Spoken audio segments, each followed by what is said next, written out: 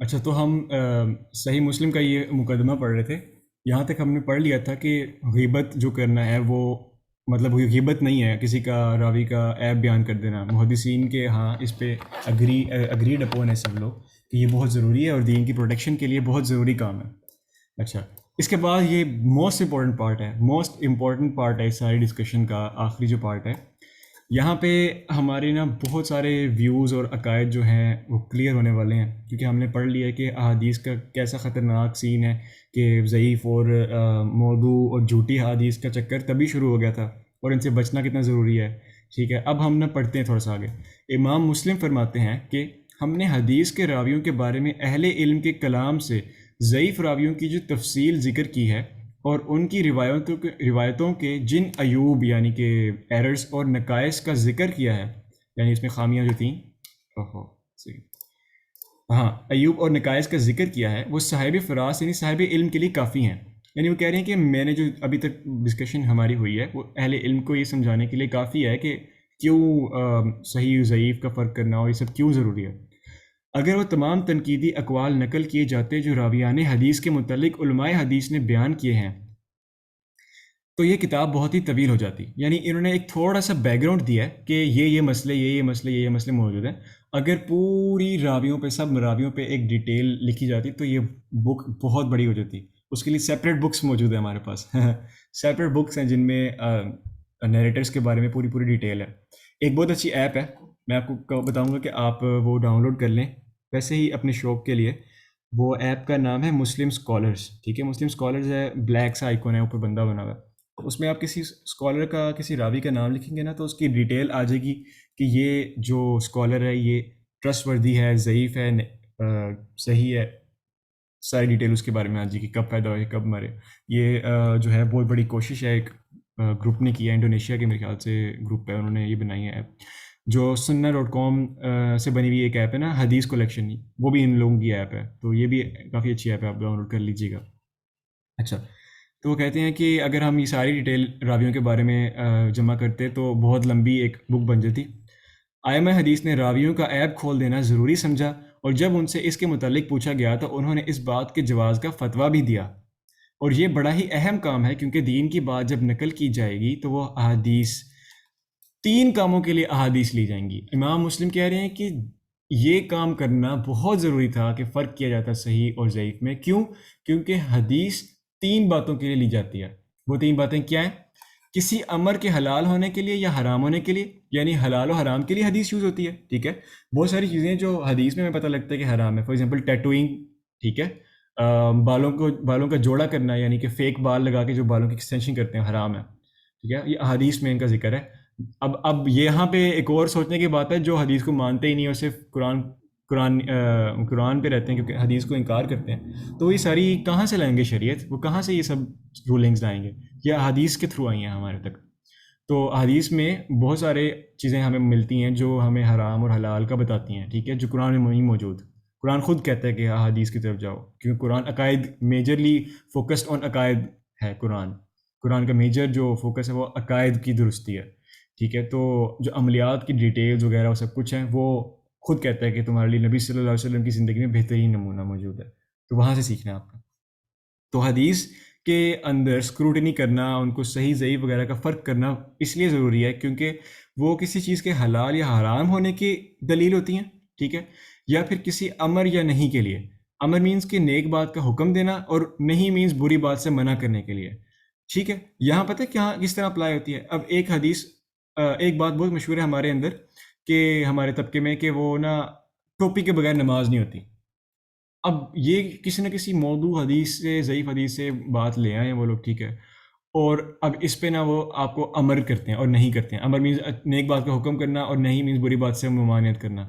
تو اپنے فہم میں تو وہ اچھا کام کر رہے ہیں کہ نبی صلی اللہ علیہ وسلم کی شاید بات پہ عمل کر رہے ہیں. ٹھیک ہے، لیکن وہ حدیث ہی اگر ضعیف اور موضوع ہے تو آپ اگلے بندے کو سیاپا ڈال رہے ہو. ٹھیک ہے، ہاں ٹوپی پہننا بہت ضروری ہے، نبی صلی اللہ علیہ وسلم کی عمومی عمل یہی تھا کہ ان کا ہیڈ کورڈ ہوتا تھا، وہ میں اس بات پہ اگریڈ ہوں. لیکن یہ کہنا کہ اس کے بغیر نماز ہی نہیں ہوتی، ٹھیک ہے، تو یہ پھر آپ زیادتی کر رہے ہو. ٹھیک ہے، نبی صلی اللہ علیہ وسلم نے ایسی اگر بات بولی نہیں، ان سے ثابت ہی نہیں ہے، نہ کوئی ضعیف حدیث کوئی صحیح حدیث سے ثابت ہی نہیں بات، تو آپ یہ خود سے بول رہے ہو اور پھر اگلے لوگوں کے لیے سیاپا ڈال رہے ہو.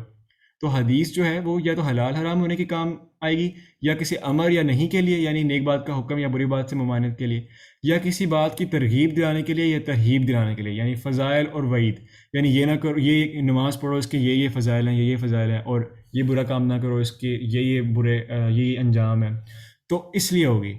تو اس بات سے نا پتہ کیا ثابت ہو رہا ہے؟ اس سے ثابت ہو رہا ہے کہ امام مسلم رحمہ اللہ کے نزدیک بھی ضعیف الاسناد احادیث ایون فضائل اعمال میں بھی حجت و دلیل نہیں ہے۔ اچھا، یہ کیوں لکھا ہوا ہے یہاں پہ؟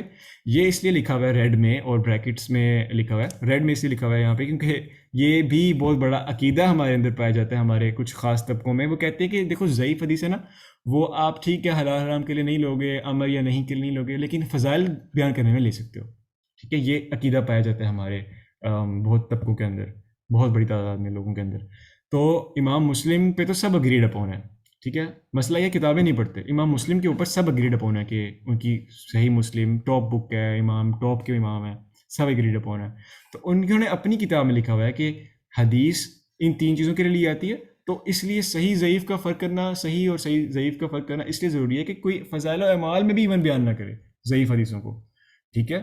کیوں؟ کیونکہ آگے بڑھتے ہیں، جب حدیث کا کوئی راوی خود سچا اور امانت دار نہ ہو اور پھر وہ روایت بھی بیان کرے، اور بعد والے لوگ اس راوی کی خرابی کے باوجود دوسرے لوگوں کو جو اس کو غیر سکہ یعنی کہ انٹرسٹوردی کے طور پر نہ جانتے ہوں، اس راوی کی کوئی روایت بیان کر دیں اور اس کے احوال پر کوئی تنقید اور تبصرہ نہ کریں، تو ایسے علماء دراصل مسلم عوام الناس کے ساتھ خیانت اور دھوکہ کرنے والے شمار ہوں گے۔ بڑے سخت الفاظ ہیں، ٹھیک ہے؟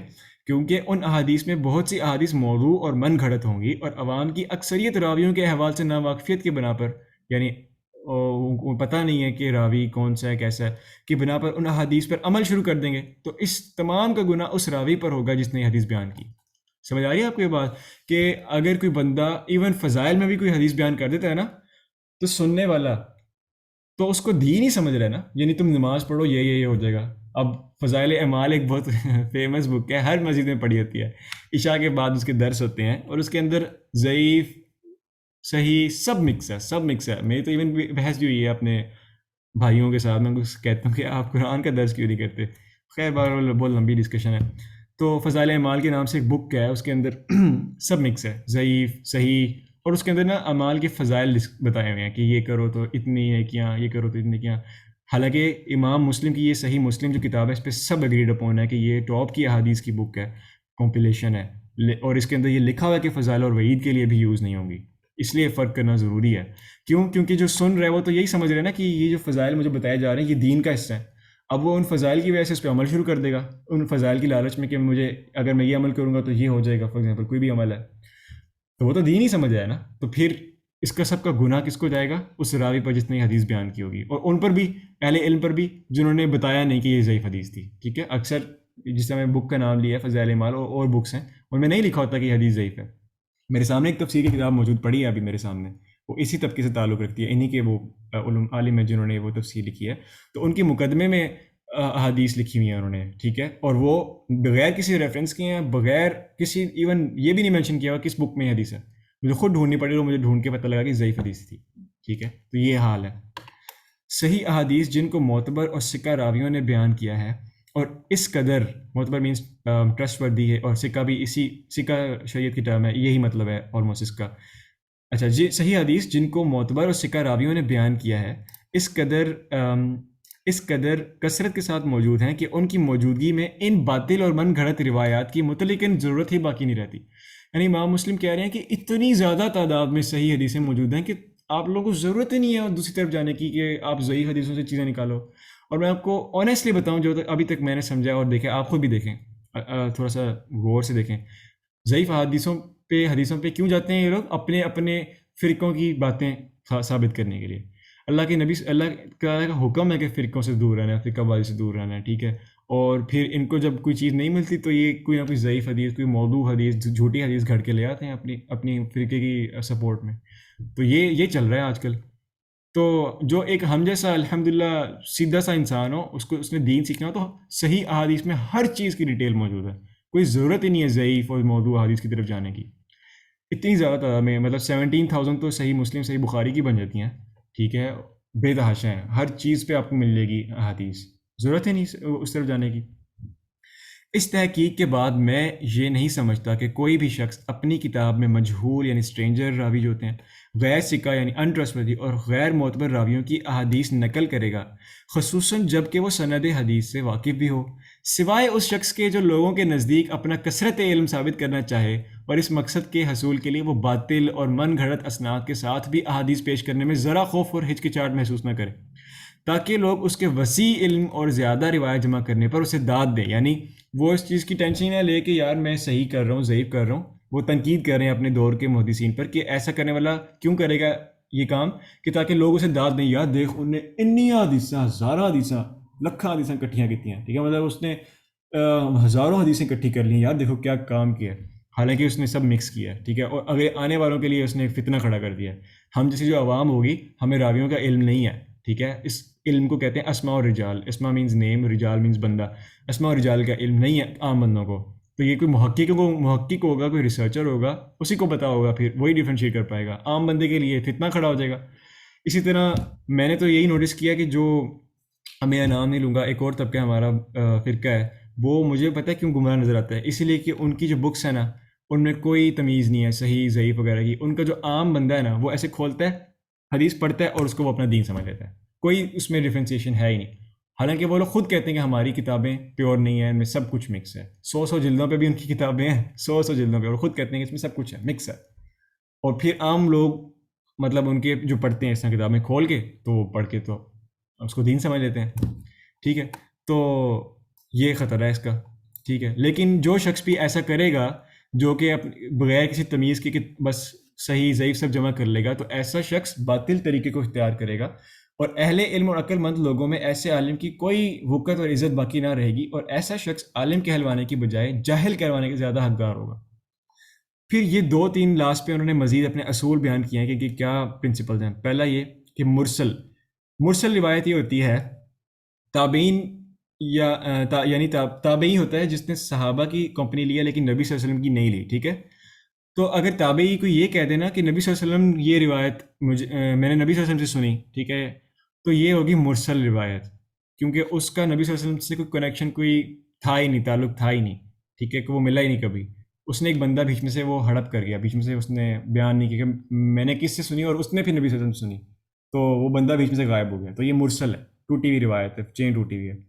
اور دیگر منقطع روایتیں ہمارے اور اہل علم محدثین کے قول کے مطابق حجت و دلیل نہیں ہے، یہ بھی ضعیف ہوں گی، یہ بھی نہیں لی جائیں گی. اور جو راوی تدریس کرنے میں مشہور ہو، اس کے بارے میں محدثین یہ تحقیق ضرور کرتے ہیں کہ جس شخص کی طرف روایت کی نسبت کر رہا ہے، فی الواقع اس راوی نے اس شیخ سے حدیث سنی ہے یا صرف اس کی طرف تدلیس کرنے کی نسبت کر دی ہے، جبکہ حقیقت میں وہ حدیث کسی اور سے سنی ہے. اچھا، تدلیس پتہ کیا ہوتا ہے؟ تدلیس یہ ہوتا ہے، ہم اس وقت جتنے بھی پلانٹ ارتھ میں لوگ موجود ہیں نا، ہم مدلس ہیں، تدلیس کرنے والے ہیں. ٹھیک ہے، لیکن محدثین کے اندر تدلیس بہت بری چیز مانی جاتی ہے. تدلیس کیا ہوتا ہے؟ ہم تدلیس کریں گے نا تو ہم کہیں گے یار میں نے سنا تھا کہ عمران خان آ رہا ہے، اب میں نے یہ بتایا ہی نہیں کہ میں نے کس سے سنا تھا. ٹھیک ہے، ٹھیک ہے، لیکن اگر میں کہہ دیتا ہوں کہ میرا بھائی عمران خان کے جلسے میں موجود تھا، اس نے سنا عمران خان سے کہ عمران خان لاہور آ رہا ہے، اور میرے بھائی نے مجھے بتایا، تو یہ میں نے کمپلیٹ چین بیان کر دیا. لیکن میں کہہ رہا ہوں یار سننا ہے عمران خان آج آ رہا ہے لاہور، تو یہ میں نے تدلیس کر دیا. ٹھیک ہے، میں نے نام ہی نہیں بتایا میں مدلس ہوں. لیکن محدثین کے اندر جو مدلس تھے نا، ان کو بہت برا جانتے تھے، کیونکہ یہ مطلب چیز ہی بہت بڑی ہے نا، کام بہت بڑا ہے. اس وقت کی یہ تحقیق کرنے کا مقصد تدلیس کے مرض کو دور کرنا ہوتا ہے، تاکہ اگر واقعی اس راوی نے سند میں تدلیس کی ہو تو سند کا عیب ظاہر ہو جائے. یعنی تدلیس جس نے کی ہے نا، اگر وہ کہہ دے گا، اگر کسی نے تدلیس کی، وہ کہہ دے گا کہ میں نے سنا کہ نبی صلی اللہ علیہ وسلم نے یہ فرمایا، میں نے سنا. اب کس سے سنا وہ نہیں بتائے گا. ٹھیک ہے، وہ چھپا لے گا نام. اور اس کی بہت ساری وجوہات تھیں. کچھ وجوہات میں آپ کو بتا دیتا ہوں. شیخ زبیر زئی کا لیکچر میں نے سنا تھا، یوٹیوب پہ پڑھا ہوا ہے. انہوں نے بتایا تھا کہ جو تدلیس کرتے تھے نا، ایک تو یہ تھا کہ استاد تھے نا، وہ اپنے شاگردوں کو ٹیسٹ کرتے تھے کہ انہوں نے نا بیچ میں سے بندے کا نام چھپا لیا، وہ ٹیسٹ کرتے تھے کہ اس کو یاد آتا کہ نہیں، کیونکہ آپ کو پتہ ہے ان کے دھاوے بڑے تیز تھے، ہمارے دماغ تو خراب ہو گئے ہیں اب آگے. ان کو ساری سندیں یاد آتی تھیں، تو وہ ٹیسٹ کرتے تھے، راوی کا نام چھپا لیا، وہ دیکھتے تھے کہ جو اسٹوڈنٹ ہے وہ پکڑ پاتا ہے یا نہیں. ایک یہ وجہ تھی. اور وجہ یہ تھی کہ وہ نا اپنی چین آف نریشن کو نا زیادہ گولڈن کرنا چاہتے تھے. یعنی نبی صلی اللہ علیہ وسلم تک اگر چین میں کم کڑیاں ہیں نا، تو وہ زیادہ گولڈن والی چین ہے کہ بیچ میں کم لوگ آ رہے ہیں، کم فاصلہ، اس لیے وہ بندے غائب کر دیتے تھے بیچ میں سے، ٹھیک ہے، تدلیس کر دیتے تھے۔ ایک یہ وجہ تھی، اور بھی کچھ وجوہات تھیں جس کی وجہ سے وہ تدلیس کرتے تھے۔ بہرحال تدلیس والی جو روایات ہیں نا، اگر ان کی ہمیں پروف نہیں ملتا باقی کتابوں سے، ریسرچرز کو، تو وہ پھر جو ہوتی ہے وہ ضعیف، وہ ان ٹرسٹورتھی ہوتی ہے۔ لیکن کیونکہ ہمیں پتہ نہیں کہ جس بندے کا اس نے نام غائب کیا نا، ہاں ایک اور وجہ یہ تھی کہ وہ اپنے استاد کا نام چھپاتے تھے جو کہ غیر معتبر تھا، ٹھیک ہے، یعنی اگر ایک بندے نے کسی سے حدیث سنی ہوئی ہے اور وہ جسے سنی ہے نا وہ غیر معتبر ہے، تو وہ اس کا نام چھپا لے گا، ہڑپ کر لے گا، تاکہ اس کی جو حدیث وہ بیان کر رہا ہے وہ ریجیکٹ نہ ہو جائے۔ تو یوں بھی ہوتا تھا۔ لیکن جو اہل علم تھے، جو محققین، ریسرچرز ہیں، جیسے امام مسلم ہے، جنہوں نے پھر اپنی پوری پوری زندگیاں لگائی ہیں اس کی ریسرچ پہ، تو ان کو پتہ لگ جاتا تھا کہ اس نے یہ بندہ غائب کیا ہے۔ کیوں؟ کیونکہ یہ اس کا استاد ہی نہیں تھا، جو یہ اپنے ایک استاد مسنگ ہے، یہاں پہ بیچ میں ایک اسکالر مسنگ ہے یا بندہ مسنگ ہے، تو پتہ لگ جاتا تھا کہ یہ تدلیس ہوئی ہوئی ہے یہاں پہ، تو پھر وہ حدیث ریجیکٹڈ، یعنی کہ ناٹ ٹیکن ایز اے دین، پھر وہ ضعیف ہوتی تھی۔ لیکن جو راوی مدلس نہ ہو تو عام حدیث اس راوی کے سما کی تحقیق نہیں کرتے۔ یہ تھوڑی سی ٹیکنیکل بات ہے، یہ مجھے خود ابھی پوری طرح سے سمجھ نہیں آئی، سما کی تحقیق۔ میرا خیال ہے کہ جس طرح میں نے آپ کو سمجھایا نا، یہی مطلب ہے سما کی تحقیق کا، کہ وہ جا کے پھر پوچھتے تھے، پوری سفر کر کے جاتے تھے اور مطلب کنفرم کرتے تھے کہ اس نے کس سے سنی ہے، واقعی سے سنی ہے یا نہیں سنی، ان کا ملنا ثابت ہے یا نہیں، سما مین سنا کہ نہیں، ٹھیک ہے، ان کی شاگردی ثابت ہے یا نہیں، ان کا ملنا ثابت ہے یا نہیں، ایک وقت میں پیدا ہوئے تھے، ایک زمانے کے تھے، وغیرہ وغیرہ، بہت ڈیٹیل ہے اس کی۔